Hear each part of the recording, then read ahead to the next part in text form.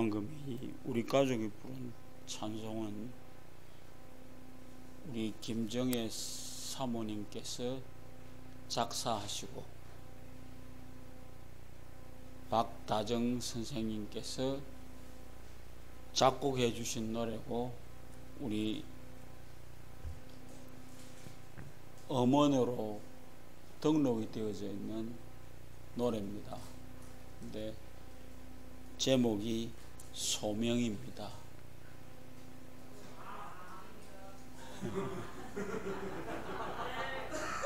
왜 이 노래가 좋았는가 하면 우리 집 사람이 부엌에서 일할 때 노상 틀어놓고 있었던 우리 아들이 전부 다 이 노래를 배우게 되었습니다.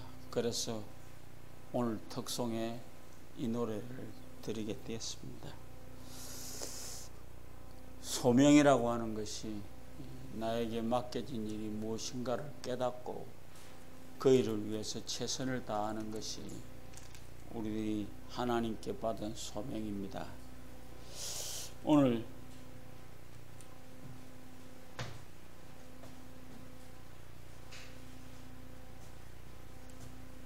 모든 사람이 돌아가는 때입니다. 어디로? 귀성을 하는 곳입니다. 오늘도 보니까 이번도 보니까 추석이라고 많은 사람들이 고향을 찾아갑니다. 우리는 고향이 있지만도 그 고향에 대해서 떠난 지가 오래되다 보니까 별로 귀한 것이 못 되는 것 같습니다. 그런데 오늘 여기 기성하지 못한 사람들 왔습니다. 기성이란 말은 돌아가서 살핀다는 얘기입니다. 그러니까 물론 그 대상은 부모님이지만은 부모님들이 살고 계시는 조상들의 땅에 돌아가서 중요한 일을 할 수 있다라고 하는 것이 중요한 겁니다. 돌아갈 곳이 있다는 것은 참 고마운 일입니다.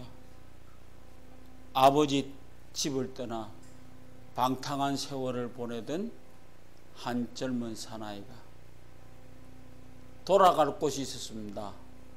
바로 아버지 집. 아버지 집에 돌아갈 때 저 멀리 거리가 먼데도 아버지는 아들이 돌아오는 것을 알았습니다. 쫓아가서 아들과 얼굴을 맞대고 아들을 맞아주었던 아버지, 그 아버지는 언제나 기다렸습니다. 그리고 살찐 송아지를 잡아서 잔치를 하는 그런 엄청난 일을 아버지가 했습니다. 그래서 오늘 이 세상에 살아가면서 살아갈 곳이 있다, 돌아갈 곳이 있다는 것은 너무 큰 일입니다. 참 저도 고향 떠난 지가 너무 오래됐습니다. 한번 가야지 하면서도 못 가고 지금까지 이 나이가 되도록 제대로 고향 찾아가지 못하는 실향민이 되어지고 말았습니다. 오늘 돌아감을 얘기하는 이 시간에 떠남을 먼저 생각합니다. 돌아간다라고 하는 것은 떠난 것이 있었기 때문에 돌아가는 겁니다. 우리가 오늘 읽은 이 얘기 속에 초대한 손님은 아브라함입니다. 참 어느 날 나이도 많이 먹었는데 하나님이 네 친척 본토 아비 집을 떠나라. 그리고 내가 가라고 하는 땅에 가거라. 이 얘기 말 한마디 듣고 아브라함은 자기의 모든 것 버리고 아버지가 살고 있는 그 아름다운 땅을 버리고 갈대아 우르 사람이었는데 그는 결국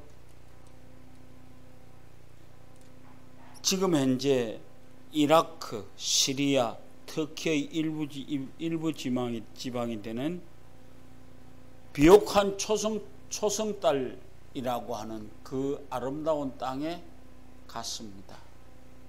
그래 많은 사람들이 그 초성달 눈만큼 이렇게 조그만하게 서 있는 그 초성달 지역이 억수로 비옥한 땅이었습니다. 그래서 오랜 농경문화의 발상지가 되었고 지금은 그곳이 지구온난화로 인해서 모두가 사막으로 변해버린 그런 땅을 그놈들은 아름다운 땅을 여호와 하나님께서 달신을 숭배하던 아브라함에게 본토 친척 아비집을 떠나라고 했을 때 하나님은 경륜하신 바가 계셨습니다. 왜? 저 아버지가 우상장사하고 우상장사 했는데 그 땅 자체도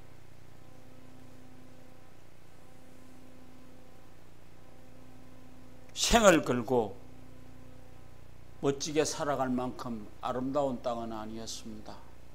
그런데 하나님은 아브라함으로 향해서 출발해 가거라.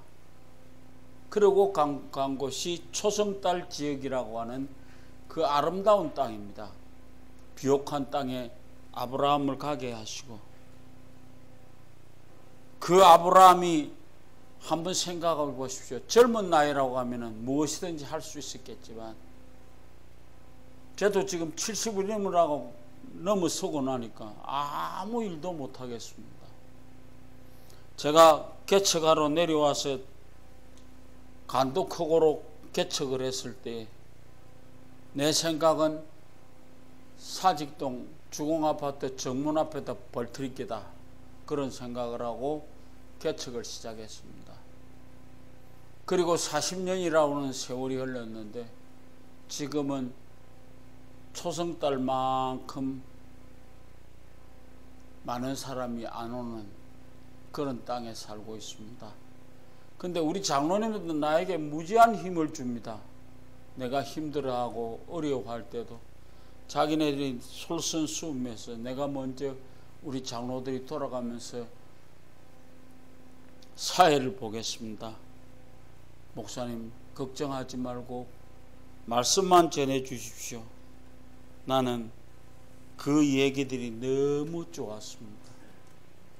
그래서 간독하고로 지금까지 이 교회를 지켜가고 있습니다.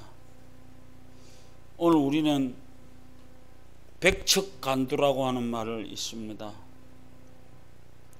백척간두가 뭡니까? 쉽게 말하면 그 사람들이 인가에 갈 수 없는 아주 적박한 상황에 놓여 있는 그때를 백척간두라고 합니다. 그런데 약속하신 땅에 타국에서 볼 때는 나그네처럼 보였습니다. 그러나 신학자들은 아브라함과 그 후손들을 가르쳐서 떠도는 족장들이라고 부릅니다. 그들의 불안한 실존을 나타낸 말입니다. 그들이 장막 속에 살았다는 거죠. 그죠? 그리고 하나님은 왜 하필이면 그들을 길 위에서 살게 부르셨는가? 이걸 한번 오늘 생각해 보려고 합니다. 첫째로 길 위에서 믿음은 기다리는 것입니다. 끊임없이 기다리는 겁니다. 12월 달이 되면은 우리는 기다리는 시간을 가집니다. 뭘 기다립니까? 다시 오실 예수 그리스도를 기다리는 삶으로 우리들이 살아갑니다.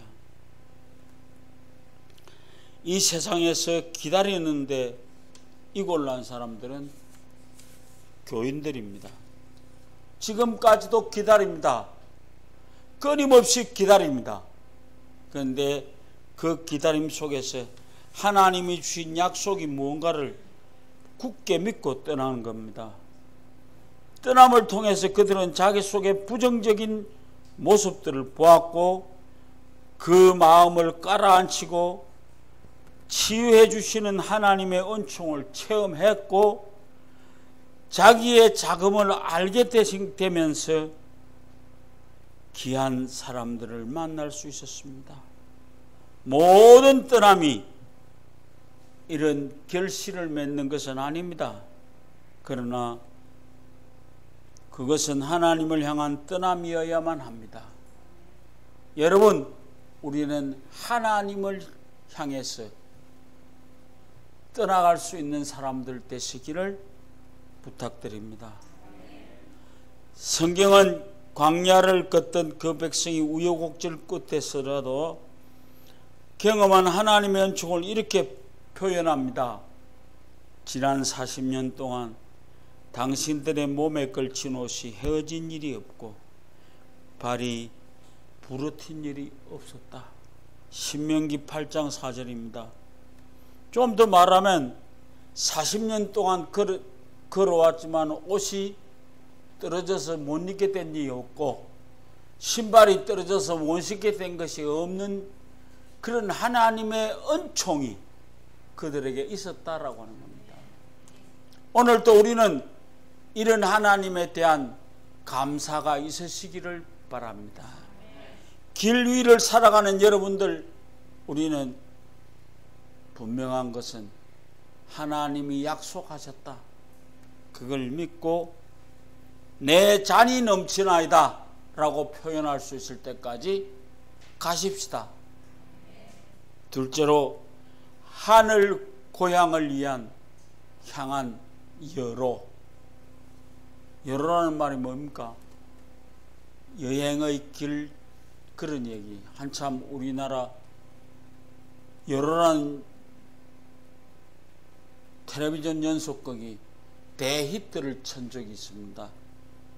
길 위에서 산다는 것은 참 고단한 일입니다. 하지만 가끔은 나그네가 되어서 세상을 떠돌고 싶은 생각이 들 때도 있습니다. 삶이 지지부진한다고 느낄 때입니다. 장 그라나에가 섬이라는 책에 이런 얘기를 했습니다. 혼자서 아무것도 가진 것이 없이 낯선 도시에 도착하는 공상을 나는 몇 번을 해보았다. 그래야 나는 겸허하게, 아니 남루하게 살아보았으면 싶었다. 그러나 무엇보다도 그렇게 되면 나는 비밀을 고이 간직할 수 있을 것이라고 비밀에 관한 얘기를 장 그레네가 섬이라는 책에서 얘기를 합니다. 사람이 하나도 없는 어딘가에로 가고 싶다면 세상에 내게 입혀준 허울 좋은 모든 것을 헐헐 벗고 살아갈 수 있을지도 모릅니다. 남루한 삶에 대한 로망, 사람 속에는 그런 것들도 있습니다. 하지만 생각해 보면 우리의 실존 자체가 나그네입니다. 안 그래요? 우리는 나그네로 이 땅 위에 왔습니다. 그러나 오늘 우리는 생각해 보면 우리의 실존 자체가 나그네인데, 나그네임을 자각하고 사는 사람은 돌아갈 고향을 가슴에 품은 사람입니다. 히브리서에 나오는 사람들 뭐예요? 전부가 그들의 가슴 속에는 돌아갈 고향을 품고 살았다 라고 하는 것입니다. 길손처럼 나그네처럼 사는 까닭은 하늘의 본향이 있기 때문에 이 땅 위에서 나그네처럼 살 수 있는 것입니다. 여러분, 지금 나그네처럼 살고 계십니까? 아니면 이 땅에 영원히 못 받고 살 것처럼 온갖 것 다 모으고 살아가고 있지는 않습니까? 너무 이 땅에 많은 것 두고 살지 마십시오. 언제로나 하나님 부르면 아낌없이 갈 수 있는 사람 되시기를 바랍니다. 저는 지금도 그 연습을 엄청나게 합니다. 제가 죽을 고비를 4번 넘겼습니다. 그러면서 내가 가진 생각은 나는 별 볼 일 없는 놈이다. 저분이 나에게 내 삶을 연장해 주지 않으면 나는 1분 1초도 살 수 없는 사람이다. 소속이 없는 사람입니다. 그래서 나그네는 현실을 객관적으로 볼 수 있습니다. 그것이 어떤 이해관계에 입히지 않았기 때문입니다. 자기 이해가 얽혀 있는 사람은 절대로 공정하고 이 세상을 멀리 떨어져서 바로 볼 수 없다라고 하는 것입니다.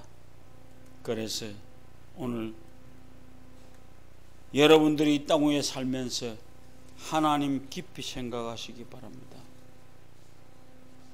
조국은 국경에 둘러싸인 영역이 아니라 혈통과 문화의 연속성이라는 관념으로 굳어져 버린 공동체가 아니라 식민 지배와 인종차별의 강요하는 모든 부조리가 일어나서는 안 되는 곳을 의미합니다. 나그네는 차별도 미움도 억압도 착취도 없는 하늘 방향을 찾는 나그네입니다. 볼수록 우리는 성도들을 가르쳐 나그네라고 말하는 까닭이 무엇입니까? 세상은 장차 망할 곳입니다. 정을 두지 말고 그저 하나님 나라나 바라보고 살란 말입니다. 나그네는 한 공동체 속에 새로운 기운을 불어넣는 사람이어야 합니다. 그는 인습과 전통에 매여 사는 사람이 아니라 새로운 가치를 사람들에게 제시하는 사람입니다. 어느 분은 우리 시대를 가리켜 가치관이 뒤집힌 시대라고 말합니다. 정말 소중한 것에 대한 모든 것이 뒤집어 버린 것입니다. 사랑, 나눔, 희생, 겸손, 순종, 청빈, 온유, 평화, 돌봄, 뽀얗게 먼지를 뒤집어 쓴 이런 가치관들이야말로 본향 찾는 나그네들이 세상 사람들에게 전해주어야 할 선물입니다. 마지막으로 나는 한 옛날 책에 나오는 이덕무라고 하는 사람이 쓴 성귤당 농소라고 하는 데 보면 이런 대목이 나옵니다. 가난에 반개미의 돈조차 저축하지 못하면서 천하의 가난하고 춥고 질병에 곤액에 시달리는 이를 베풀고 싶어 합니다. 노둔에서 한 권 책조차 깨트려 보지 못하면서 망고의 경사와 이야기책을 다 보려 합니다. 오활한 그런 사람을 바보로구나. 이덕무야 청빈 한서 이불과 노노병풍 알림판이라는 곳에 제 분수를 모르고 사람 같지요. 근데 이 사람이 참 좋습니다. 자기가 가난해도 가난하지만 가난하고 병들어 고통받는 이들을 위해서 뭐라도 주고 싶어하는 사람, 바르게 살도록 이끌어주는 책을 죄다 읽고 그것을 다른 사람들에게 전해주고 싶은 사람. 다시 한번 생각해 보십시오. 우리들의 삶이 아브라함이 떠남에 대한 얘기를 하다가 결국 본향으로 돌아갑니다. 본향을 바라보는 그 기성의 절기에 우리는 어디를 향해 떠나야 할지 생각해 보십시오. 자기 삶을 하나님 나라를 향한 순례의 여정으로 이해하는 이들은 자꾸만 우리 발걸음을 더디게 만드는 것들을 내려놓아야만 합니다. 지나친 소유, 염려, 불안, 욕망 다 드러내고 그 자리에 하늘의 빛을 쏟아 놓으시기 바랍니다. 그 빛을 따라 걷다가 마침내 하나님 나라의 품 안에 안기는 우리가 되시기를 예수님의 이름으로 부탁을 드립니다.